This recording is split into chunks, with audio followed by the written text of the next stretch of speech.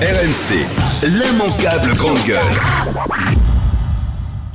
On est contre la peine de mort en France, mais nous, on respecte le droit de tous les pays. Voilà. Donc le droit irakien inclut la peine de mort comme peine suprême. C'est pas à la France, c'est pas à l'État français de dire à l'État irakien ce qu'il doit faire. Voilà. Et moi, ce que je veux dire concernant ces djihadistes, ils ont fait le choix de déchirer leur passeport. Ils ont fait le choix de déclarer la guerre à la France. Ils ont fait le choix de partir en Syrie ou en Irak pour y commettre des abominations, des atrocités. Aucune pitié pour ces gens-là.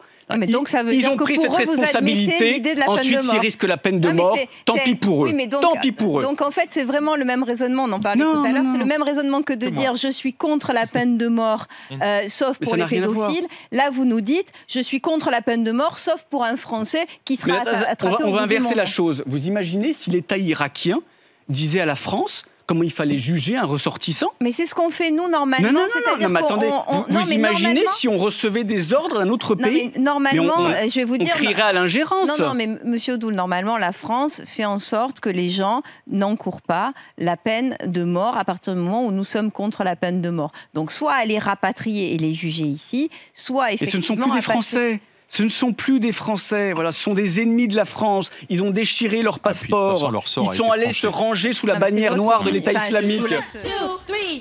L'immanquable grande gueule.